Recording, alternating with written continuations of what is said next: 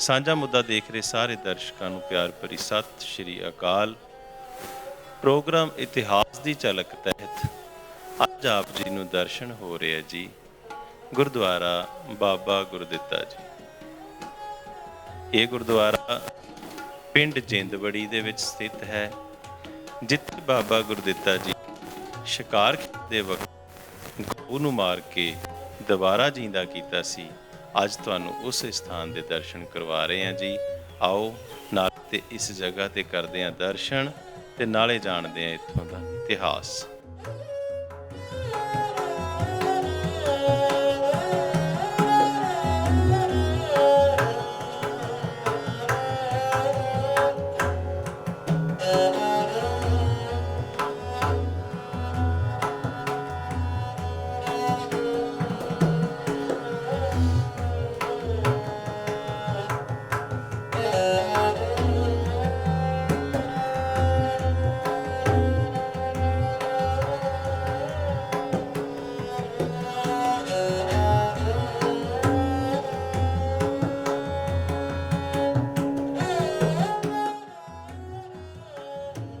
ਇਸ ਨਗਰ ਦਾ ਨਾਂ ਜਿੰਦਵੜੀ ਗਾਂ ਵਿੱਚ ਜਿੰਦ ਵੜਨ ਕਰਕੇ ਪਿਆ।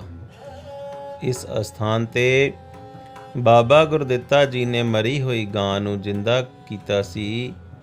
ਇਹ ਸਥਾਨ ਅਨੰਦਪੁਰ ਸਾਹਿਬ ਤੋਂ ਨੰਗਲ ਵੱਲ ਜਾਂਦੇ ਹੋਏ ਕਰੀਬ 9 ਕਿਲੋਮੀਟਰ ਭਨੂਪਲੀ ਦੇ ਅੱਡੇ ਤੋਂ ਪਹਿਲਾਂ ਖੱਬੇ ਹੱਥ ਮੁੜ ਕੇ ਰੇਲਵੇ ਲਾਈਨ ਦੇ ਥੱਲਿਓਂ ਦੀ ਲੰਘ ਕੇ ਅਗਲਾ ਪਿੰਡ ਹੈ ਜਿੰਦਵੜੀ, ਜਿੱਥੇ ਬਾਬਾ ਗੁਰਦਿੱਤਾ ਜੀ ਨੇ ਮਰੀ ਹੋਈ ਗਾਂ ਵਿੱਚ ਜਿੰਦ ਪਾਈ ਸੀ, ਜਿੱਥੇ ਹੁਣ ਇਹ ਸੁੰਦਰ ਗੁਰਦੁਆਰਾ ਸਾਹਿਬ ਸੁਸ਼ੋਭਿਤ ਹੈ, ਜਿਸ ਦੇ ਆਪ ਜੀ ਦਰਸ਼ਨ ਕਰ ਰਹੇ ਹੋ। ਗੁਰੂ ਹਰਗੋਬਿੰਦ ਸਾਹਿਬ ਜੀ ਦੇ ਛੋਟੇ ਸਪੁੱਤਰ ਬਾਬਾ ਅਟਲ ਰਾਏ ਜੀ ਨੇ ਆਪਣਾ ਸਾਥੀ ਜਿਉਂਦਾ ਕਰਨ ਤੇ ਗੁਰੂ ਸਾਹਿਬ ਜੀ ਦੇ ਕਹਿਣ ਤੇ ਆਪਣਾ ਚੋਲਾ ਤਿਆਗ ਦਿੱਤਾ ਸੀ। ਇੱਦਾਂ ਹੀ ਕੀਰਤਪੁਰ ਸਾਹਿਬ ਤੋਂ ਬਾਬਾ ਗੁਰਦਿੱਤਾ ਜੀ ਇੱਕ ਦਿਨ ਇਸ ਇਲਾਕੇ ਵਿੱਚ ਸ਼ਿਕਾਰ ਖੇਡਣ ਆਉਂਦੇ ਹਨ। ਉਸ ਸਮੇਂ ਇੱਥੇ ਬਹੁਤ ਭਾਰੀ ਜੰਗਲ ਸੀ ਤੇ ਪਹਾੜੀ ਇਲਾਕਾ ਸੀ। ਕੋਲ ਦੀ ਸਤਲੁਜ ਦਰਿਆ ਵੀ ਵਗਦਾ ਸੀ। ਬਾਬਾ ਗੁਰਦਿੱਤਾ ਜੀ ਸ਼ਿਕਾਰ ਲੱਭਦੇ ਲੱਭਦੇ ਇਸ ਨਗਰ ਵਿੱਚ ਆਏ ਤੇ ਇੱਥੇ ਦਰਖਤਾਂ ਵਿੱਚ ਹਿਲ-ਜੁਲ ਦੇਖ ਕੇ ਬਾਬਾ ਜੀ ਨੇ ਕੋਈ ਜੰਗਲੀ ਜਾਨਵਰ ਸਮਝ ਕੇ ਤੀਰ ਚਲਾਇਆ। ਉਹ ਤੀਰ ਉੱਥੇ ਇੱਕ ਚਰ ਰਹੀ ਗਊ ਦੇ ਜਾ ਕੇ ਲੱਗਾ ਤੇ ਤੀਰ ਲੱਗਣ ਨਾਲ ਗਾਂ ਦੀ ਮੌਤ ਹੋ ਗਈ।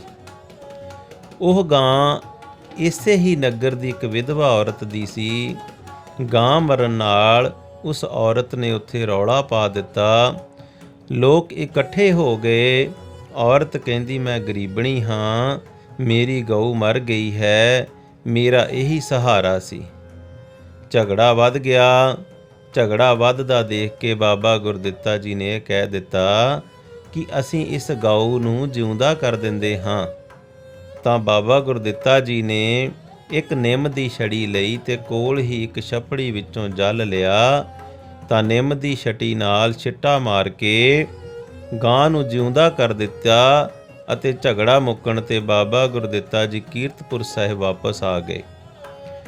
ਉੱਥੇ ਗੁਰੂ ਹਰਗੋਬਿੰਦ ਸਾਹਿਬ ਜੀ ਨੂੰ ਪਤਾ ਲੱਗਦਾ ਹੈ ਕਿ ਬਾਬਾ ਗੁਰਦਿੱਤਾ ਜੀ ਨੇ ਕਰਾਮਾਤ ਦਿਖਾ ਕੇ ਗਊ ਜਿਉਂਦੀ ਕੀਤੀ ਹੈ। ਤਾਂ ਗੁਰੂ ਜੀ ਬਾਬਾ ਜੀ ਨੂੰ ਕਹਿੰਦੇ ਹਨ, ਤੁਸੀਂ ਕਰਾਮਾਤ ਦਿਖਾਈ ਹੈ, ਇਹੀ ਕੰਮ ਬਾਬਾ ਅਟਲ ਰਾਏ ਜੀ ਨੇ ਕੀਤਾ ਸੀ, ਉਹਨਾਂ ਨੂੰ ਸਰੀਰ ਛੱਡਣਾ ਪਿਆ ਸੀ। ਹੁਣ ਤੁਸੀਂ ਵੀ ਜਾਂ ਤਾਂ ਆਪਣਾ ਸਰੀਰ ਛੱਡੋ, ਨਹੀਂ ਤਾਂ ਅਸੀਂ ਛੱਡਦੇ ਹਾਂ।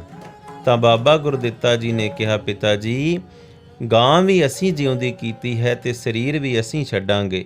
ਫਿਰ ਬਾਬਾ ਜੀ ਨੇ ਉੱਥੋਂ ਚੱਲ ਕੇ ਬਾਬਾ ਬੁੱਢਣ ਸ਼ਾਹ ਵਾਲੀ ਜਗ੍ਹਾ ਉੱਚੀ ਪਹਾੜੀ ਤੇ ਉਹ ਨਿੰਮ ਦੀ ਛੜੀ ਆਪਣੇ ਸਰਹਾਣੇ ਗੱਡ ਕੇ ਆਪਣਾ ਸਰੀਰ ਛੱਡ ਦਿੱਤਾ। ਜਿੱਥੇ ਗਾਂ ਜਿਉਂਦੀ ਕੀਤੀ ਸੀ ਉਸ ਜਗ੍ਹਾ ਗੁਰਦੁਆਰਾ ਬਾਬਾ ਗੁਰਦਿੱਤਾ ਜਿੰਦਵੜੀ ਸੁਸ਼ੋਭਿਤ ਹੈ।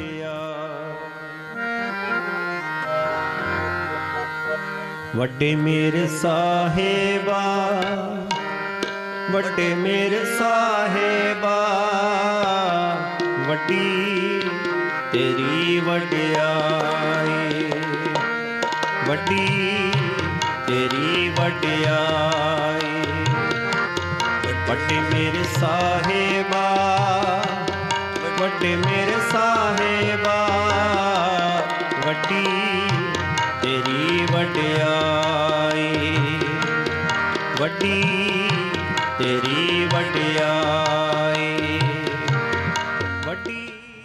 ਜਿੱਥੇ ਬਾਬਾ ਗੁਰਦਿੱਤਾ ਜੀ ਨੇ ਗਾਂ ਜੀਂਦੀ ਕੀਤੀ ਸੀ, ਇਸ ਸਥਾਨ ਦਾ ਕਬਜ਼ਾ ਪਹਿਲਾਂ ਮਹੰਤ ਗੋਬਿੰਦ ਦਾਸ ਜੀ ਦੇ ਕੋਲ ਸੀ। ਜਦੋਂ ਮਹਾਰਾਜਾ ਰਣਜੀਤ ਸਿੰਘ ਜੀ ਇਸ ਇਲਾਕੇ ਵਿੱਚ ਆਏ ਤਾਂ ਉਹਨਾਂ ਮਹੰਤ ਗੋਬਿੰਦ ਦਾਸ ਜੀ ਨੂੰ ਕੁਝ ਪੈਸੇ ਗੁਰਦੁਆਰਾ ਸਾਹਿਬ ਬਣਾਉਣ ਨੂੰ ਦਿੱਤੇ, ਨਾਲ ਹੀ 12 ਏਕੜ ਜ਼ਮੀਨ ਵੀ ਦਿੱਤੀ। ਮਹੰਤ ਜੀ ਨੇ ਗੁਰਦੁਆਰਾ ਸਾਹਿਬ ਬਣਾਉਣ ਲਈ ਦਿੱਤੇ ਪੈਸੇ ਖਾ ਲਏ ਤੇ ਜ਼ਮੀਨ ਨਾਲ ਆਪਣਾ ਗੁਜ਼ਾਰਾ ਕਰਨ ਲੱਗ ਪਿਆ।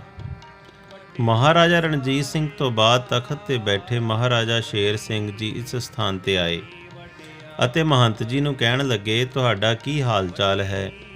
ਗੁਰਦੁਆਰਾ ਸਾਹਿਬ ਤੇ ਤੁਹਾਡਾ ਗੁਜ਼ਾਰਾ ਵਧੀਆ ਚੱਲੀ ਜਾਂਦਾ ਹੈ? ਉਸ ਵੇਲੇ ਮਹੰਤ ਕਹਿਣ ਲੱਗਾ, ਜੀ ਇੰਨੇ ਕੁ ਨਾਲ ਤਾਂ ਸਾਡਾ ਦਾੜਾ ਵੀ ਨਹੀਂ ਧੋਤਾ ਜਾਂਦਾ। ਮਹਾਰਾਜਾ ਸ਼ੇਰ ਸਿੰਘ ਜੀ ਨੇ ਹੈਰਾਨ ਹੋ ਕੇ ਪੁੱਛਿਆ, ਕਹਿੰਦੇ ਕਿੱਡਾ ਕੁ ਹੈ ਤੁਹਾਡਾ ਦਾੜਾ ਜਿਹੜਾ ਧੋਤਾ ਹੀ ਨਹੀਂ ਜਾਂਦਾ? ਉਸ ਵੇਲੇ ਉਸ ਦਾੜੇ ਨੂੰ ਮਹੰਤ ਜੀ ਨੇ ਜਿਹੜਾ ਇਕੱਠਾ ਕੀਤਾ ਹੋਇਆ ਸੀ ਖੋਲ੍ਹ ਦਿੱਤਾ ਤਾਂ ਉਹ ਦਾੜਾ ਬਹੁਤ ਲੰਬਾ ਸੀ ਜੋ ਪੈਰਾਂ ਤੱਕ ਜਾ ਲੱਗਾ। ਮਹਾਰਾਜਾ ਸ਼ੇਰ ਸਿੰਘ ਜੀ ਉਸਦੇ ਦਾੜੇ ਨੂੰ ਦੇਖ ਕੇ ਬਹੁਤ ਖੁਸ਼ ਹੋਏ ਤੇ 12 ਏਕੜ ਜ਼ਮੀਨ ਹੋਰ ਮਹਾਰਾਜਾ ਸ਼ੇਰ ਸਿੰਘ ਜੀ ਨੇ ਇੱਥੇ ਦਿੱਤੀ, ਜਿਸ ਨਾਲ ਮਹੰਤ ਗੋਬਿੰਦ ਦਾਸ ਵੀ ਬੜਾ ਖੁਸ਼ ਹੋਇਆ ਅਤੇ ਹੁਣ ਉਸੇ ਹੀ ਜਗ੍ਹਾ ਦੇ ਵਿੱਚ ਇਹ ਗੁਰਦੁਆਰਾ ਸਾਹਿਬ ਸੁਸ਼ੋਭਿਤ ਹੈ। ਹੁਣ ਇਸ ਗੁਰਦੁਆਰਾ ਸਾਹਿਬ ਦੀ ਸੇਵਾ ਸ਼੍ਰੋਮਣੀ ਗੁਰਦੁਆਰਾ ਪ੍ਰਬੰਧਕ ਕਮੇਟੀ ਤਖਤ ਸ੍ਰੀ ਕੇਸਗੜ੍ਹ ਸਾਹਿਬ ਆਨੰਦਪੁਰ ਸਾਹਿਬ ਵੱਲੋਂ ਕੀਤੀ ਜਾ ਰਹੀ ਹੈ।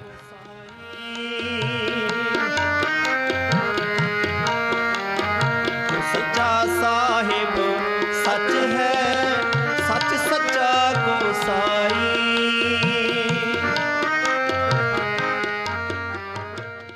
ਹੁਣ ਆਪ ਜੀ ਨੇ ਦਰਸ਼ਨ ਕੀਤੇ ਗੁਰਦੁਆਰਾ ਬਾਬਾ ਗੁਰਦਿੱਤਾ ਜੀ, ਜਿੱਥੇ ਬਾਬਾ ਗੁਰਦਿੱਤਾ ਜੀ ਨੇ ਗਊ ਜੀਂਦੀ ਕੀਤੀ ਤੇ ਇੱਥੋਂ ਹੀ ਨਿੰਮ ਦੀ ਛੜੀ ਨਾਲ ਲੈ ਕੇ ਜਾ ਕਰਕੇ ਕੀਰਤਪੁਰ ਸਾਹਿਬ ਆਪਣਾ ਬਾਬਾ ਬੁੱਢਣ ਸ਼ਾਹ ਦੀ ਜਗ੍ਹਾ ਦੇ ਉੱਤੇ ਸਰੀਰ ਛੱਡਿਆ। ਤੁਹਾਨੂੰ ਸਾਡਾ ਇਹ ਉਪਰਾਲਾ ਕਿਸ ਤਰ੍ਹਾਂ ਦਾ ਲੱਗਾ, ਕਮੈਂਟ ਕਰਕੇ ਜ਼ਰੂਰ ਦੱਸੋ ਤੇ ਇਹਨਾਂ ਇਤਿਹਾਸਾਂ ਨੂੰ ਅੱਗੇ ਸ਼ੇਅਰ ਵੀ ਕਰੋ। ਹੋਈਆਂ ਗਲਤੀਆਂ ਭੁੱਲਾਂ ਚੁੱਕਾਂ ਦੀ ਮਾਫੀ। ਹੋਰ ਗੁਰਦੁਆਰੇ ਗੁਰਧਾਮਾਂ ਦੇ ਲਈ ਇਸੇ ਤਰ੍ਹਾਂ ਹੀ ਜੁੜੇ ਰਹੋ ਸਾਂਝਾ ਮੁੱਦਾ ਦੇ ਨਾਲ। ਵੱਡੀ ਤੇਰੀ ਵਡਿਆਈ।